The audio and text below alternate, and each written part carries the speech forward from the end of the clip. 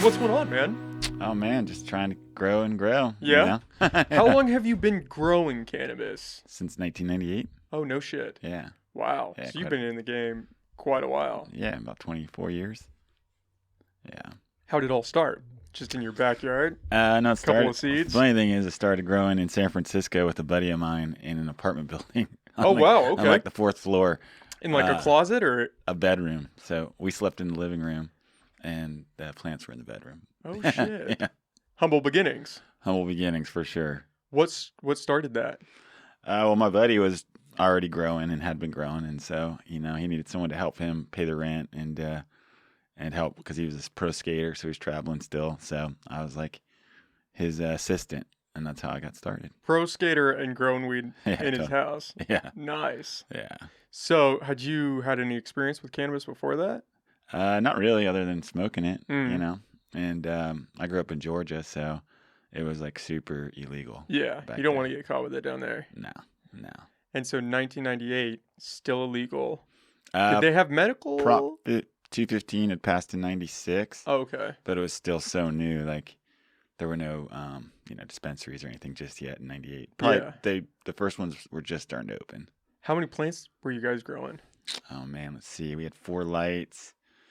I think we were doing 5-gallon pots back then, so probably 50-ish. I don't remember exactly, 50 but plants. yeah. And we'd carry each one close to harvest to the bathroom and like flush it in the bathtub. And so you guys are packing soil just into the apartment, just Oh, yeah. trying to sneak it in. And I don't think there was even carbon filters out yet, so like we were just reeking that place up. Oh, I bet. The whole neighborhood. 50 plants too. Oh my God. Yeah. It was pretty fun.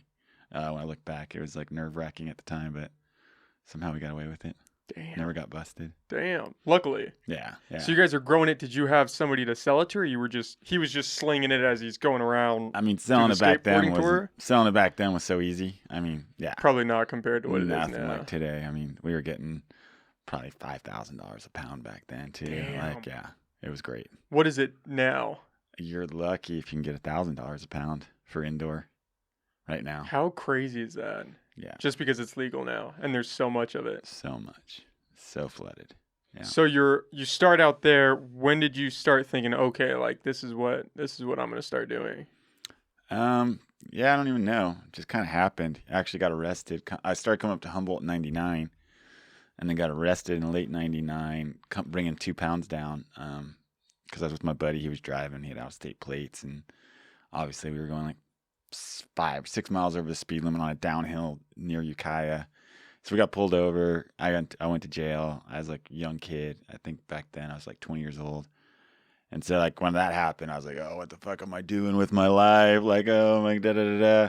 Got all like self-introspective on that. And then I was like, well, fuck it. I'm sticking with the weed. I'm not gonna like not do it because I don't think it should be illegal anyway. So fought that, got my 215, wound up getting the case dropped years later.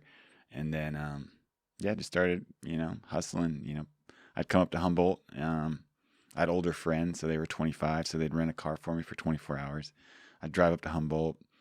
Friends up here would front me usually about 2 pounds or so at a time. Take those back to the Bay, either sling them into Ace or Quarters or whatever there, or ship them to the East Coast. I was playing all avenues back then. That's how I got started. And now it's just all 100% legal. Don't have to mess with the where's that package going to the East Coast anymore and all that stuff. So it feels nice, but obviously it's a whole different income level and business side of it these days. And you don't have to worry about the police coming and knocking. Well, Yeah, federally, do they still fuck around with farms? Or not as really. much? Yeah, as long as you're abiding by like the local and state regulations, you're pretty safe with the feds. I think right now it's like interstate. If you send stuff across state lines, that's when they're going to come get you. If they get. How long were you in jail for? Only a few days, That would have been enough for me. I would have gone to jail and been like, you know what? I think I'm getting out. Yeah, it seems like anytime I got arrested, it was like on a Friday. And so then you got to stay in jail over the weekend, and then your arraignment, because they have 48 hours to arraign you, but it's only counting on weekdays. So, yeah, about 3 days, I think, on that one, 3 or 4 days. And, I'd never been to Ukiah. All I knew was SF, straight shot to Arcade. I didn't know anything in between. So, I get out of jail. I had like $3 to my name and just walk out of there like, where am I doing? What am I? And, this is before cell phones. I didn't have a cell phone in '99. Barely had an email. Internet was just getting started. So anyway, I walked down the street and there was like a skate shop called Freedom Skate Shop. It had a Bob Marley flag. Went in there, met the guy, the owner. He was super cool. I was like, oh, let me smoke you out in the back. Smoked me out. And now we're still friends to this day, actually. He works in the cannabis industry now, which is pretty cool. But that was fun. Oh, wow. Yeah. So were you primarily running back then? Or were you growing as well? Both. Both. Yeah, for sure. But not up here. Well, I moved up here in '99, late '99. So after I got arrested was in October. Within the next 2 months, I'd moved up here. Yeah. Was that with the intention of growing up here because of the climate? Yeah. Well, back then, I was getting started indoor. Like everybody, Arcata was popping. Like every other house was growing weed in it. So I was lucky. I got my first place in McKinleyville. It was pretty remote, up off Dallas Prairie, and my landlord lived on the same property, but she was elderly and just never messed with us. So I blew up every room in that place. It was like a mobile home type thing that they had customized. It was pretty nice, but it wasn't that nice. So I blew up both the bedrooms, put lights in there, and just started going. Wow. Yeah. Just using all the space you could. Yeah. Wow. Yeah, it was fun. It's a different world. Yeah. And now do you do any indoor growing, or it's primarily outdoor? No, I do all indoor. All atmosphere, so indoor, mixed light, light dep, and full sun. So when did Talking Trees Farm specifically start? The name was founded in 2013. Yeah, by one of my employees actually. Came up with it. Cool, yeah. Oh, nice. Yeah, there's a little story about it. Like I got this property, and back then you didn't want all your grows to be in one spot because it looked too big. So like it's 120 acres property, mostly unusable. Mostly it's like super steep, mountainous terrain. But there's like 4 different patches of garden that we were doing, prior to legalization. And then we had this one extra, we called it extra credit. It was just like, wasn't the best sun, but heck, why not throw some plants out there too, get a little extra. But around 4:00 in the afternoon, like just the wind blows and the trees are just like just real squeaky and just loud. And so it turns out one day, we never talked about it. Turns out one day, her and her boyfriend were working for me. She goes down to the grocery store to open a charge account. And they're like, well, what do you want the name to be under the account? And she's just like, how about Talking Trees? And I was like, that's awesome. It's a great name. You just named the brand. And that's how it came to be. Just off the cuff like that. Yeah. Wow, it's funny how things like that work out. Yeah. It's pretty cool. So how much are you growing now? On a good season, how many plants do you have? Oh, how many plants? Tens of thousands. Oh my Tens God. of thousands. Because we do, multiple harvest, smaller plant cycles, light dep and stuff. So probably on an average year, I would say around 40 to 50,000 plants. That's so crazy. Yeah. And what does that translate to? A few thousand pounds. A few thousand pounds, yeah. And a season lasts. I don't know anything about growing weed. Well, there is no such thing as seasons anymore in our world right now. It's like because you can control kind of doing it year round. I mean, the only thing that's seasonal is mostly the full sun and light dep. Otherwise, mixed light, indoor, you're running 24/7 and have a nursery as well. And so that's always prepping for the outdoor in the light dep. So it's really, it's always going. It's never ending these days. Light deprivation? Yeah. Okay. Yeah, totally. Is there a difference between growing them in sunlight and growing them indoors with artificial light? Like, would you be able to tell the difference between a plant? Oh, yeah, for sure. Oh, really? Yeah. In terms of? Mostly color and the way it looks. You'll tend to, like indoor tends to get the best look because it's really controlled, the spectrum. But the outdoor is more of a, full light spectrum. And depending on where you're at, you can have too much light and too much heat, which will make the bud a bit darker than as opposed to like the controlled environment of indoor. But even though outdoor might not look as good, I personally prefer smoking outdoor. I think it just has that more full sun spectrum embodiment of what the plant should be. Does it change the flavor at all? A little bit. I mean, every little nuance changes. Does so something. Like me growing versus you growing in the same exact environment, it's going to be different. Like there's so many little nuances to it. It's you can almost never replicate one harvest to the next. I mean, maybe if you're the same grower, same room, same strain, you can get pretty consistent, but there's just so much variability. What is the biggest factor in it? Is it the light? Is it the soil quality? I think it's everything, but personal touch probably. Like how you feed your plants, how you take care of them. Are you paying attention to your temperature, humidities, your lighting? I mean, so many details, you know. When I walk into a grow room, because, you know, I have a big crew that helps me do all the gardening, I just my eyes just go all around the room. I'm looking at everything. I'm like inspecting the little details, not like, you know, just very details, a lot of details. Every little thing counts. Every little thing counts. Because if one thing's off, it can affect the production and the yields and stuff. How long does it take for a plant when you plant it to start producing? That's personal choice too. You can control that. Yeah, you can veg it, which keeps it from flowering just by keeping it on an 18-hour light cycle. You can veg it to the height of a house if you have enough soil medium for it to grow. But most people, you know, veg from anywhere, depending on what you're doing. So like indoor, you veg less. Outdoor, you're vegging a lot longer because of the cycle of the sun. But most people would probably veg between 2 to 6 weeks, depending on what they're doing. And then once you trigger that into flowering, which is controlling the light cycle to 12-12, usually most strains are about 8 to 9 weeks. 8 to 9 weeks. Yeah. And vegging is just letting it grow without flowering? Yeah, vegging is just like getting the plant bigger and bigger. And what does that do? That just allows it to produce more when you do want it to flower. It should. Yeah. In theory, right? In theory. In concept, yeah. The bigger the plant, potentially the more bud sites you'll have to harvest off of it. So that's when you see those pictures of stalks like 10, 12 feet tall, just ginormous. They're vegging them to get them that size. Right. So that in that scenario, they probably planted them as already started and vegged indoor outside in mid-May. And then you got all of May to June, and then June to July, and then natural light cycle outdoor. They start flowering towards the end of July, early August. So you got to, you know, you're looking at maybe 8 to 9 weeks of veg in those. That's why they get so big. Is that the standard cycle? Is you would start it indoors and then move it outside when you want it to flower? Yeah, or start it indoors and move it outdoors once the light cycles change. Like come like mid-May is like there's at least 14 hours of sunlight. But some people, if you're growing from seed, the seed isn't as particular about how much light there is, because you could start the seed outside in February or April or February or March even. And weather conditions, you know, coinciding, and, you know, like the weather we're having right now would be horrible for having little veg plants. But seeds are usually more resilient, so you could actually direct plant those outside and they won't be as affected by the light cycle and can just go. But most people play it safe and start their plants indoor, and then mid-May move them outdoor and watch them grow.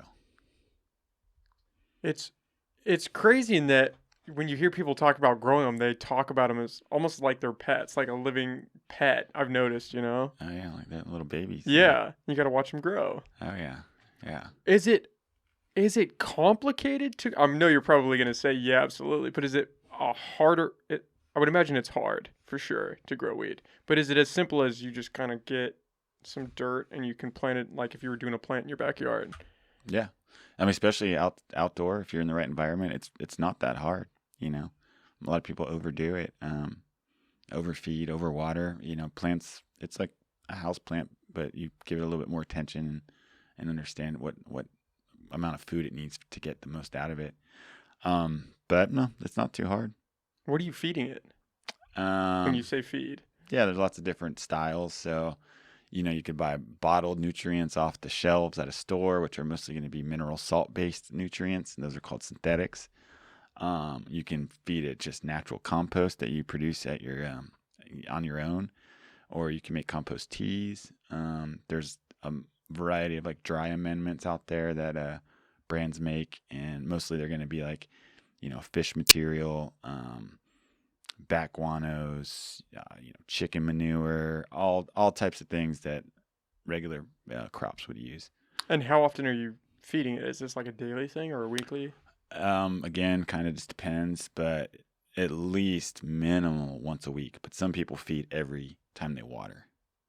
Yeah. So you can There's so many different ways to go about it. Yeah. Yeah, it sounds like it. That's all kind of personal choice and style. Does that change how quickly the plant would grow if you're feeding it more than once a week, or that's kind of? It can. I mean, the goal of all that feeding is to get bigger, chunkier, frostier nugs, flower buds. So, in theory, the more you're feeding, the better, bigger plants you're going to have, but you can overfeed too.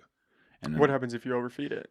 it kind of stunts their development and they start to ripen, like become mature faster than they're able to keep growing. So like they kind of skip the adolescence phase in a sense, and just start finishing sooner. And so you get smaller buds.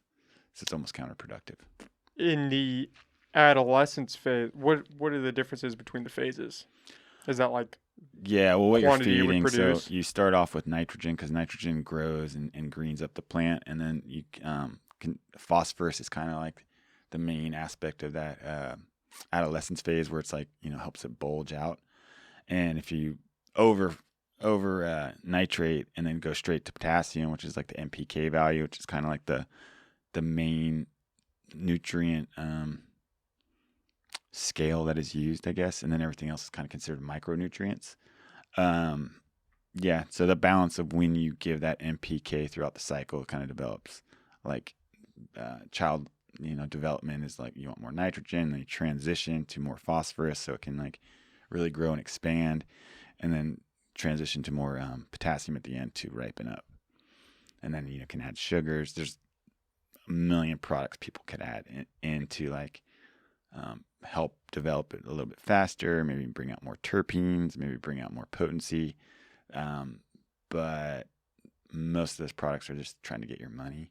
And I always find that like keeping it simple, but a good recipe is the way to succeed. Yeah, kind of move away from the gimmicks. Yeah. Well, it's easy to tell that you know your shit, man. You're over here listing off all this stuff, and I'm like, I don't know what any of that is. Yeah. I would imagine a lot of that has been trial and error over the years of just Oh, yeah. honing in your craft. Totally. And yeah, I mean, always paying attention. There's always new things coming out to market, new products, new techniques. So just got to always keep learning, Can you control the THC potency of a plant, or is that pretty much just strain specific? That's usually like a genetic thing, but you can have swings based on how well you take care of or don't take care of the plant. So say you have a strain that's known to produce about 25% THC. If you don't feed it right, you could get as low as, it could be a 10 percentage swing down. You can't really maximize too much more up, but maybe a little bit. So usually the genetics of the strain kind of dictate where it's going to land in terms of potency. And quality of care affects that. Exactly. That's fascinating. Yeah. Yeah. Do you have a specific strain that you like as your go-to? Yeah, it's hard because the market's always changing, and we just always are popping new seeds, looking for new phenos out of those seeds, and just always trying to like work with new strains. If I had to choose which one I like the most, I have a couple different ones. I really love Skittles just because of its flavors. It's so amazing. It's not the funnest to grow. It doesn't have the best yields, but it's just so tasty. And then right now we have this strain that we kind of pheno hunted. It's called the Mac and Cheese, which is just an amazing plant. Grows super easy. It's chunky. Gets a little bit of the purple in it. Tests around 30%. It like checks all the marks of a good strain, and it tastes good. Not as good as the Skittles, but it's good. So But with a name like mac and cheese, it would have to taste good. yeah. So when you say you're hunting for a phenotype, are you guys manipulating that? You're kind of breeding them on No, your own, or? well, we do a little breeding. We're trying to get more into it.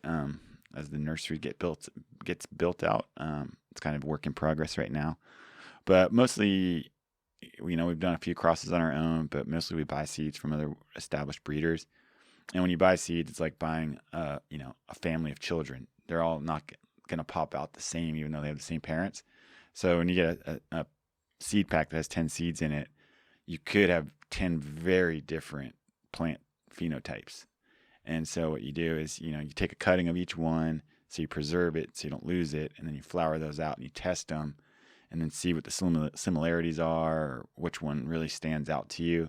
And then you usually cull and kill off the other ones, and then focus on like 2 or 3 of the best phenos of that, and then kind of just replicate them through cloning. So a cutting, you'll just cut out a little piece of that seed and plant that.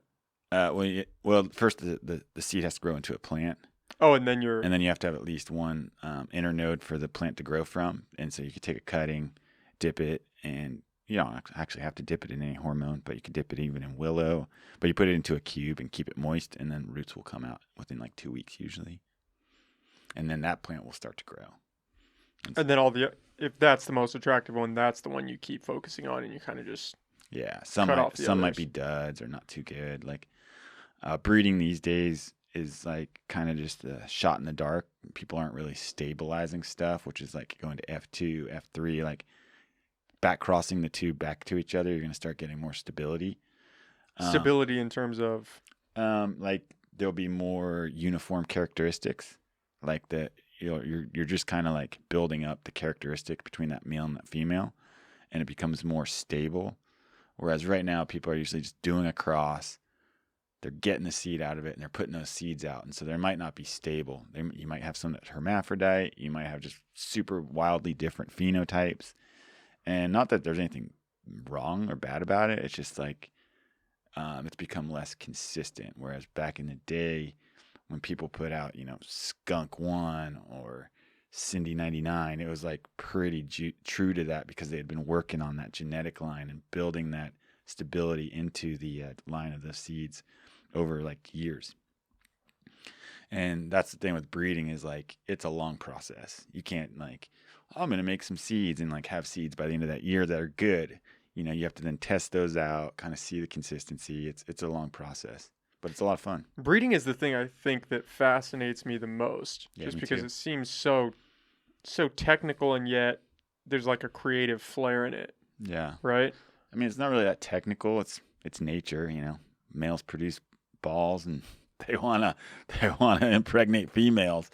Um, I think where it gets technical is on like what you're trying to achieve out of that breeding, and so then the technical part comes to once you have, you know, um, you know, impregnated the female with the pollen to see what pop those seeds, and then kind of see the progeny and start to pick out the best, phenos or children of that, and then decide what you want to do with it, either back cross it or, you know, stabilize it more or go in a different direction and cross it with other things. That's where like the creativity and maybe more technical side of it comes, was once you like have that seed that you've produced and what do you do with it next. And so back crossing would help to stabilize it. How many times would you have to do that before you'd be pretty certain that you could plant these seeds and get like a replicatable thing coming out of it?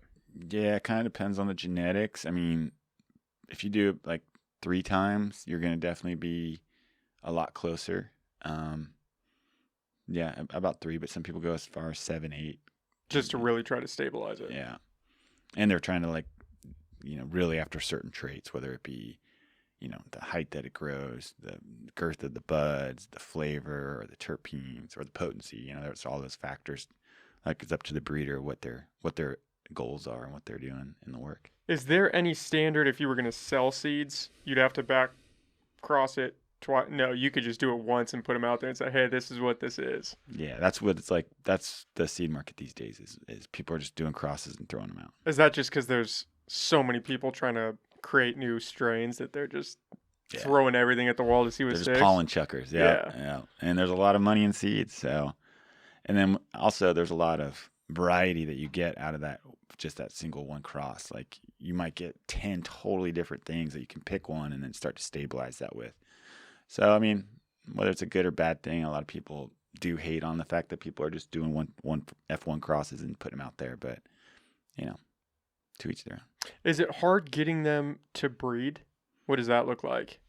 No, I mean, as long as you got a male and, you balance it out, usually the males will start to pop, produce their balls and reduce the pollen sacs earlier than the female. So there's a little balance on like getting the timing right, and because you're usually keeping them separated.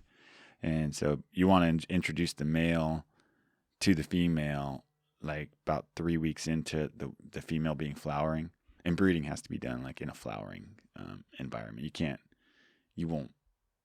impregnate a female plant if it's not flowering. So right around the same time you're harvesting, you're also trying to breed. No, you would introduce the pollen like about second to third week. Okay. And so then that gives the seeds that 5-6 weeks to develop.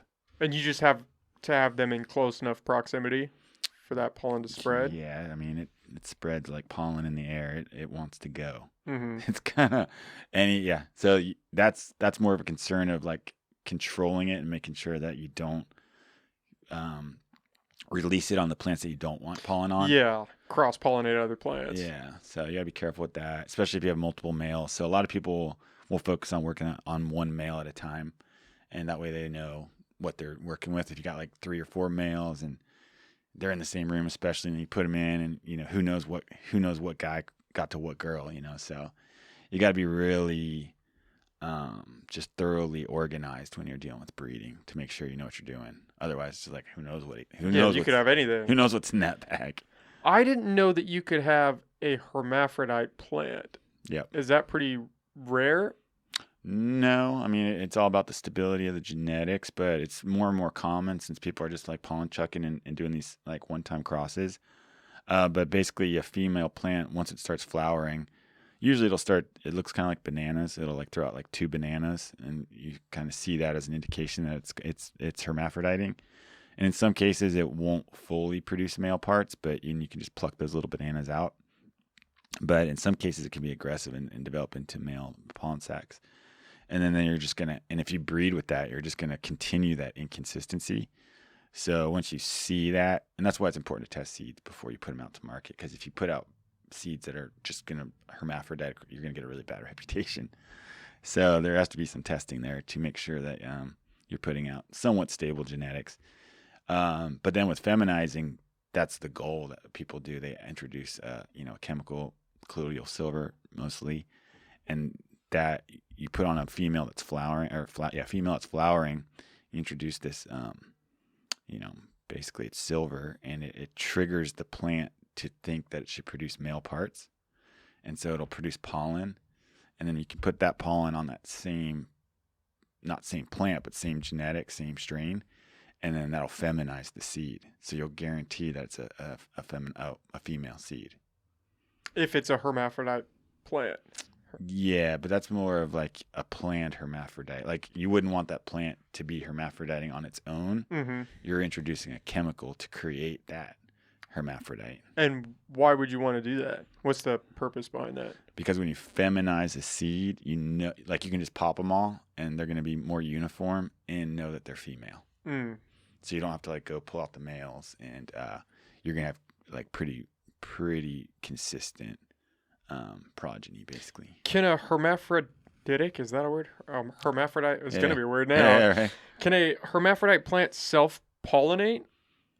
I'm not 100% sure.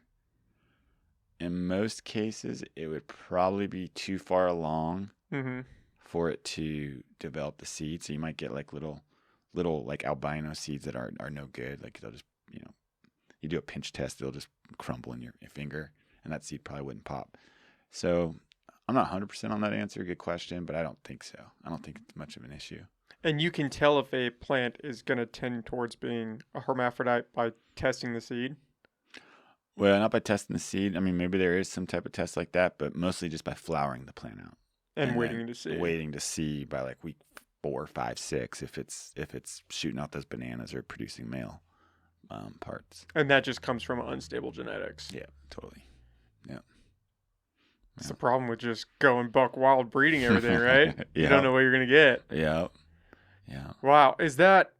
Could you breed it to the point where those are the only plants that would come out of those seeds then? Would all be hermaphrodites if its genetics just got so switched up?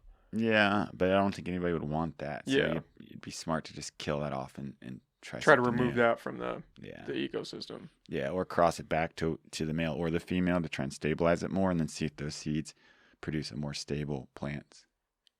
What is the focus for everybody nowadays? Higher THC content?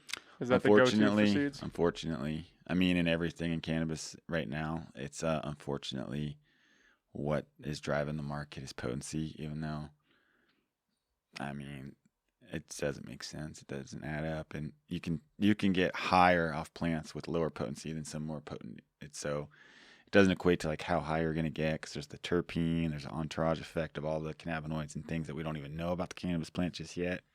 So it kind of sucks that the whole market is driven by potency, but that's the world we're living in, the game we have to play.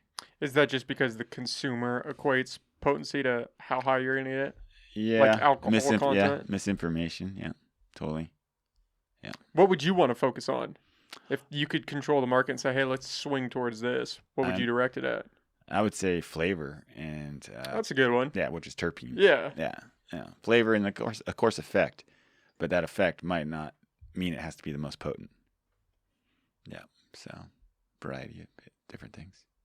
Yeah, that's the big thing is you see, oh, it's like 90% THC or 80% THC, and those are the go-tos, right? Yeah. Totally. Was it like that back in the 90s? Not at all. Yeah. Not at all.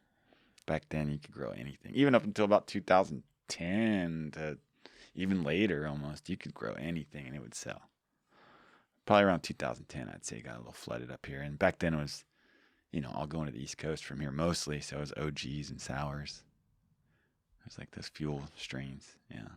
And then once it hit the legal market, it just went THC crazy. Yep. Once the testing came into play, THC crazy. There was like the cookies phase after the fuel phase, and then there was the gelato phase. And this last year we've been in the purple phase again. Everybody's wanting purple, and I don't know where it's going next.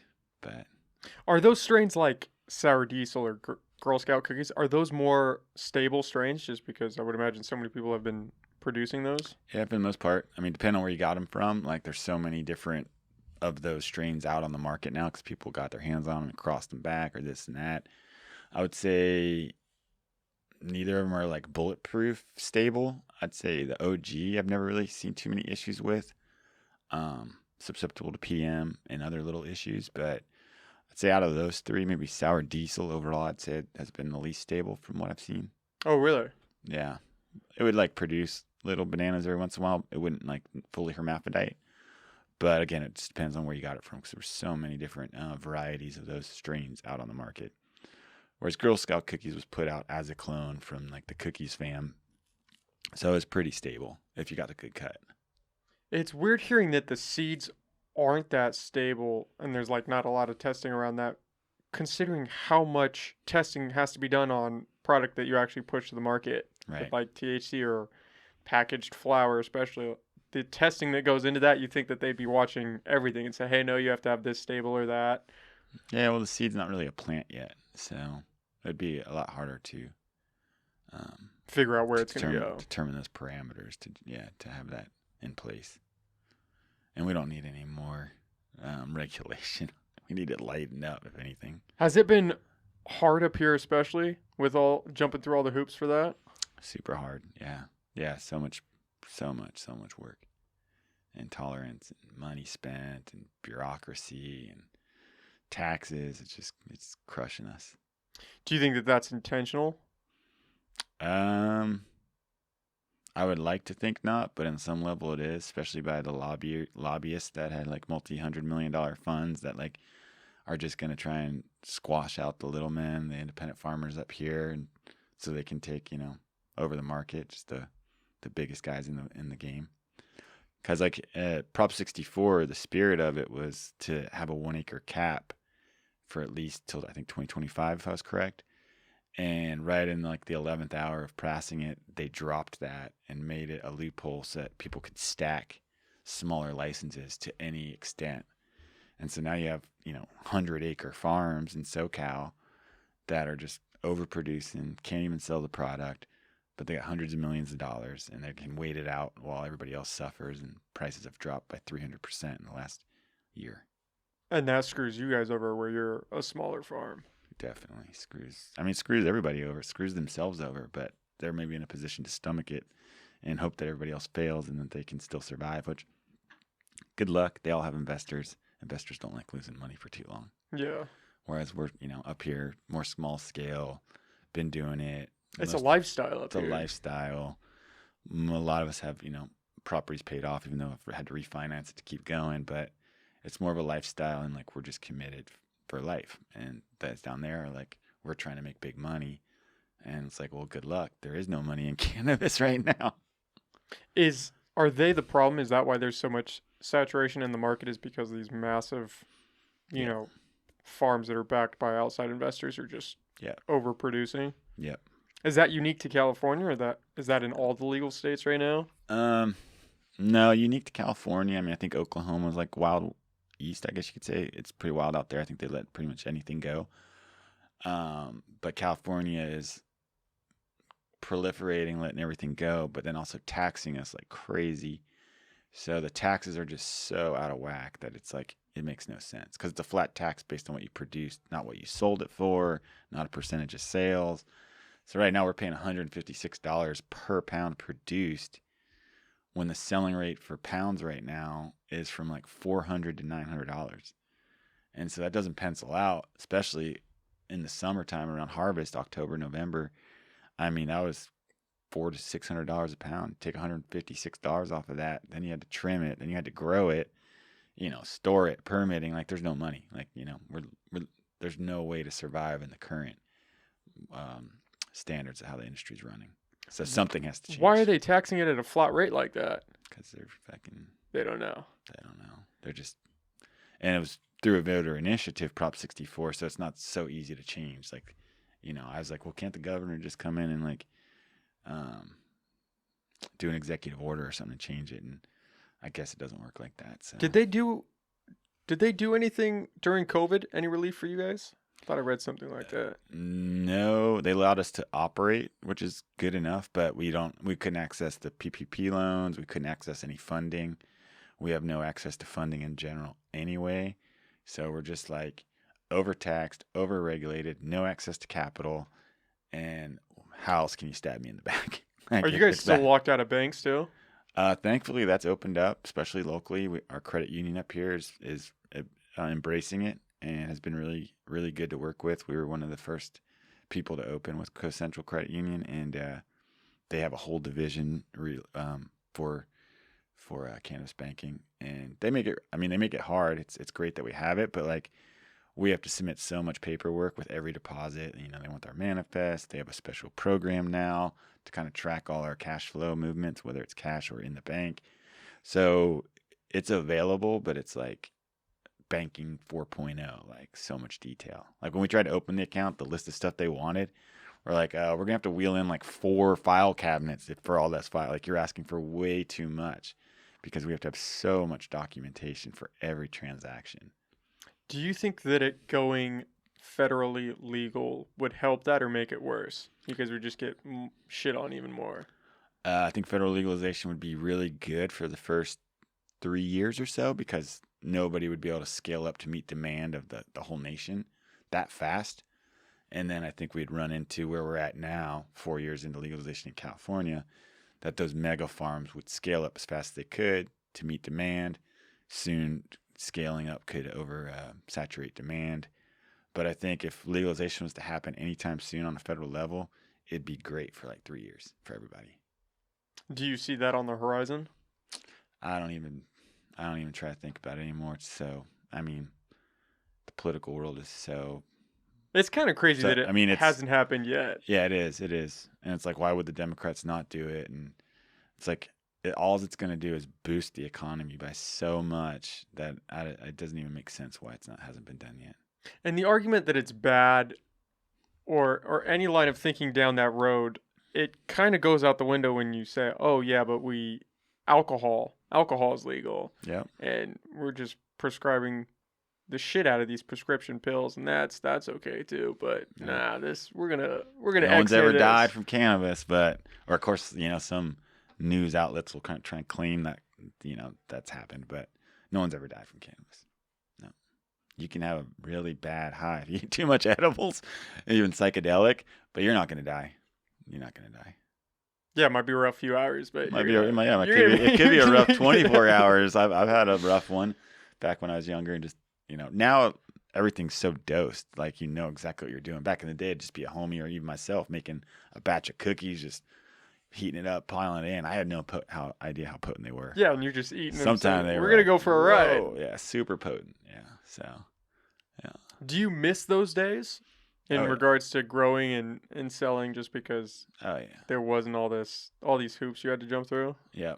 In a lot of ways, it was easier, but it was way more risky. So it was easier to make money, but there was always that risk involved in the back of your head that you had to always be like looking both ways. Just always super cautious about what you're doing. Definitely didn't want to get busted doing anything out of state, going across the lines, because that comes with heftier jail times. So it was like, obviously I got a lot of gray hair and I'm not that old, so it's like stressful, but it was more fun. Kind of almost. I still love it, but a lot of the fun's been taken out of it, dealing with all the bureaucracy. And just because that risk isn't there anymore. I'm sure that Yeah, plays into I it a don't. little I don't bit. really miss the risk. I just miss the reward side of that. The other, making a living. Mhm. It's hard to make a living in cannabis these days. Yeah, I would imagine it's stressful having to deal with all that. Yeah. Yeah, you trade not getting arrested, but then you're also now you're looking at the paperwork saying, okay, we're gonna make it through this month? Is this gonna pencil out? Yeah, because we get charged a premium on our insurance. We get charged the taxes like crazy. Like, we're just over taxed in every regard, from insurance to taxes to everything. Are a lot of farmers speaking out against that, or Oh yeah, definitely. it's just getting Especially silenced? locally. Locally, our local farmers in the HCGA, Humboldt County Growers Alliance, was super vocal and got our local tax reduced by 85%. Oh, that's a significant amount. Yeah. Unfortunately, the local tax is a drop in the bucket compared to the state tax, because the state tax, is on every pound produced, whereas the local tax is based on your square footage, and a one-time tax a year based on square footage. But having that reduced by 85% is super helpful. It's a good start in the right direction, and hopefully that'll just trickle up to the state and have the state change. That's one of the things you've been hearing a lot, especially recently, is that the farmers are struggling because of the tax rate. Yeah. That seems to be the going narrative. Everybody's struggling. Retailers are struggling because the 280E, which is the federal tax code, which was, put in place because of the mafia. They're like, we don't condone your business, but we still want your money. And so we can't write off ordinary business expenses. We can't write off our payroll. We can't write off our marketing. So we're paying taxes on all that when we file our income tax at the end of the year. And so, we're just taxed like crazy on all levels. 280E for the mafia, what is that? It was That's why you can't write stuff off? Yeah, it's a code in the tax, in tax code. It's whatever you call it, part of the tax code that was originally drafted during the old school mafia days, because they wanted their money, but they didn't, the businesses weren't legal. So you can't write, they created this code where they can't write off their business expenses, but you still have to pay taxes. Yeah. But it comes from old school mafia days. And so now we're subject to that same tax rule, even though we're legal in more states than not in the country. So the feds need to catch up. Yeah, they're dragging their feet. Yeah. I thought when Biden got in, he would have done it, but now that it's hopeful. been this long, I don't know anymore. Yeah, that's why I've kind of give up hope on we'll just see. We'll just keep trotting on. Yeah, it's weird. It's weird when you get into that bureaucratic side of what is okay for people to do and what is not okay. Yeah, totally. We have to stop people from doing what they want in regards to certain things. But you can do this. You could ride without a motorcycle helmet in some states, but right. Weed, we're gonna block that one off. Yeah, across the country. Yeah. Yeah, well, they definitely need to do something about the tax rate then. I'm glad the county stepped up. Was that after I talked to a few people about that? They hit you guys with some tax rate that wasn't okay, and was that part of that? Was that why that got reduced? Yep. I think it was just a couple months ago that happened. Oh, do you know what that went? You said 85%. Do you know what it was to what it went to? Yep, there were 3 tiers. Indoor was $3 a square foot. Mixed light is $2 a square foot, and outdoor is $1 a square foot. So now outdoor would be 15 cents a square foot. And that's paid at the end of the year. They've changed it, so there's 2. They break it up into 2 payments, And I believe they've changed it so that the first one's due in September now, which is like if you're doing light dip, you at least might have had a harvest in by then. Because again, they don't care if you harvest it or if you lose the crop or not. If you plant it, they're taxing you. So it's, even though it's better, it still doesn't allow for all the disasters and catastrophes that could happen growing, especially on outdoor. I mean, there's so many bugs. There's, russet mites, powdery mildew, Fires up here. fires. The rain comes earlier and stuff gets molded with botrytis. So I mean, the potential to lose a crop is huge. And so why are we taxed before we harvest it? And you would still have to pay. If you lost your whole crop, you would still have to pay. If you planted it, you have to pay it. Damn. Yeah. That's crazy. Yeah. Well, it seems weird that they wouldn't just model you guys after other ag standards, like for corn or for wheat. You would think. Yeah. Do you guys grow any hemp? Or it's all straight cannabis? All straight cannabis. I mean, we'll do like a CBD leaning strain, but it would still be considered cannabis. Is there any distinction if you're growing purely for CBD? You get it put into a different tax rate or anything like that?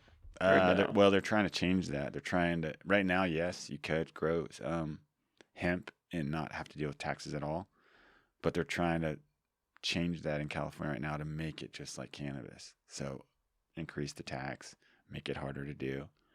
But right now, I think locally, they were trying to do a ban on hemp. I don't think there's a ban on it, or there might be in Humboldt County, but Arcata, you can.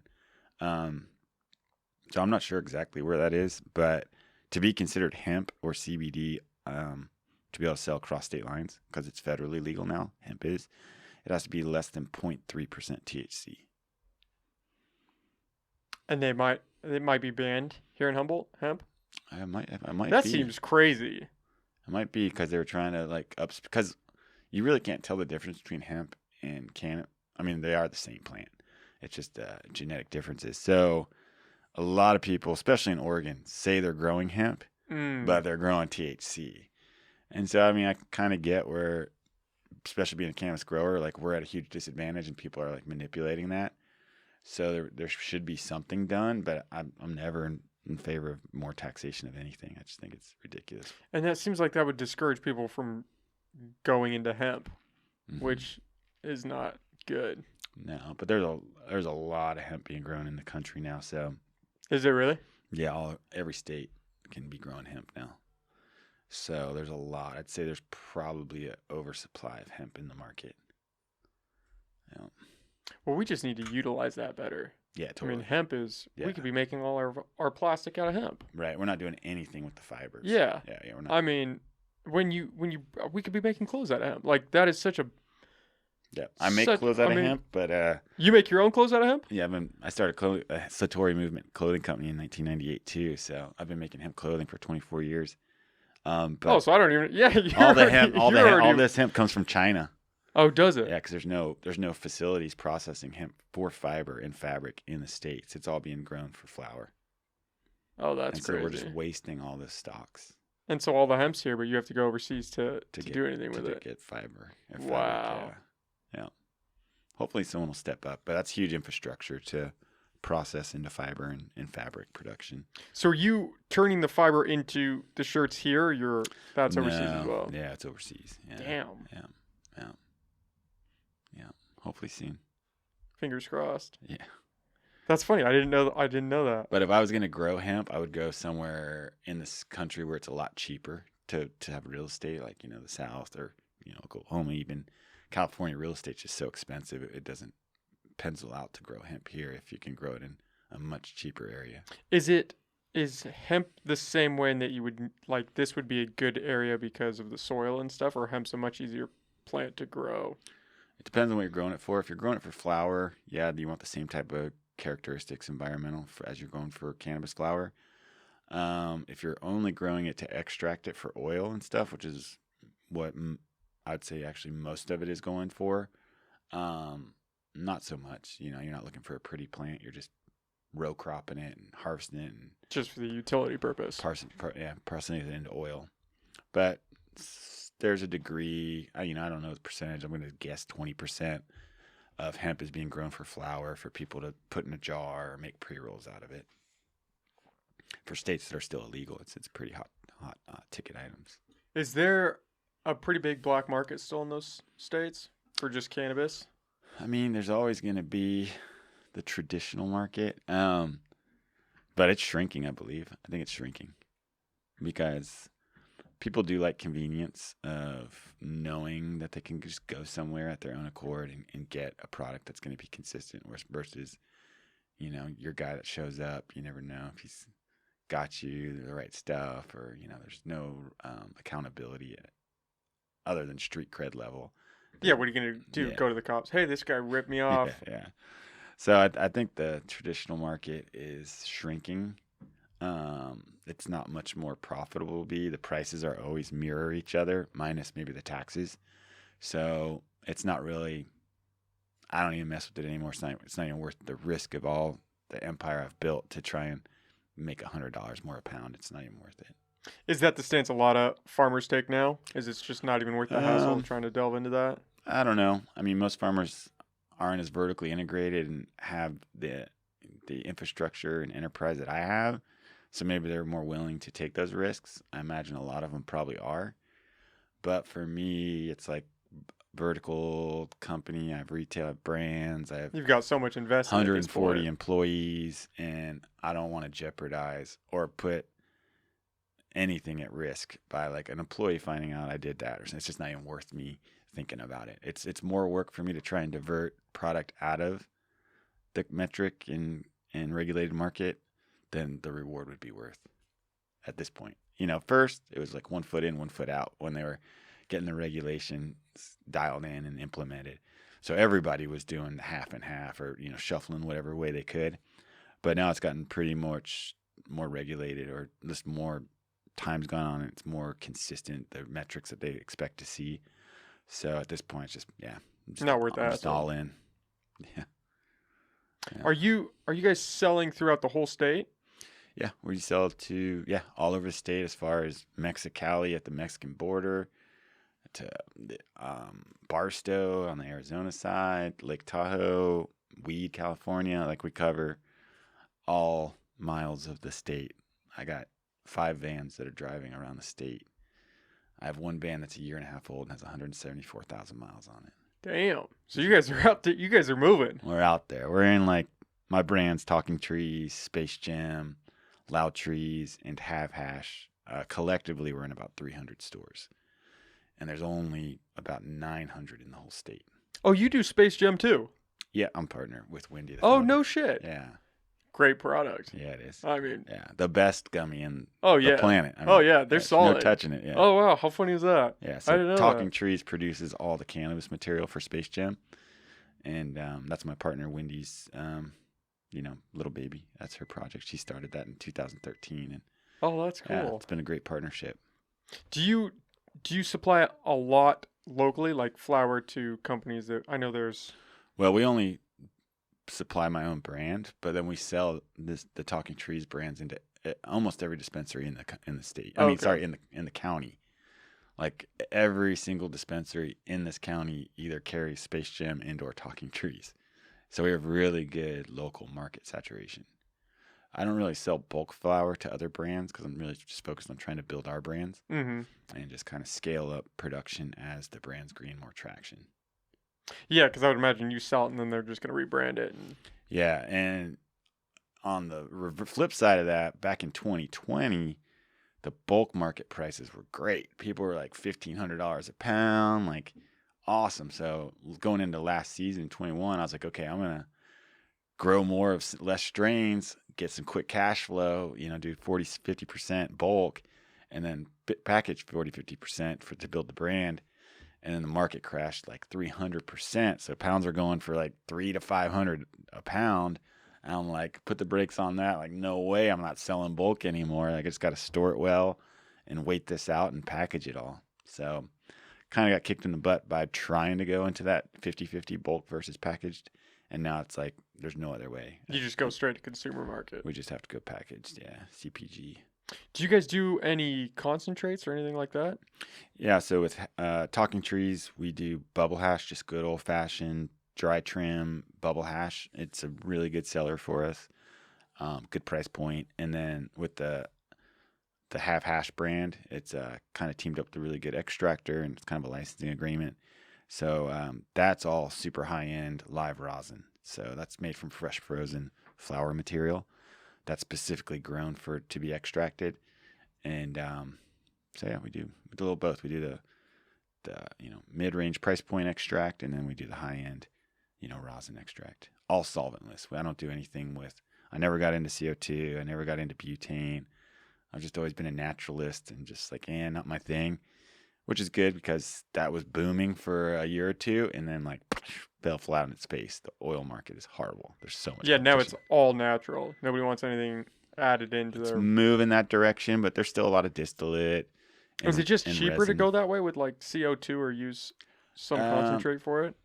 Well, the entry level is way more expensive compared to like what we use. We use like basically, not using brand new garbage cans, ice and water, and silk screens. So like, it's super cheap to get into making like bubble hash, versus the C1D1 containers and all this equipment. You're spending a ton of money, but there's efficiency to it, and so over time, it could be more efficient and more profitable. But that's just not how it worked out in California and for extractors, because there's so many of them, and the price of those extracts have just plummeted, and so it's hard to get that a return on initial investment, I'd say. But I'm not an expert in that field, so I don't really know. I've just always stayed away from solvents. Is flour, is that the best seller?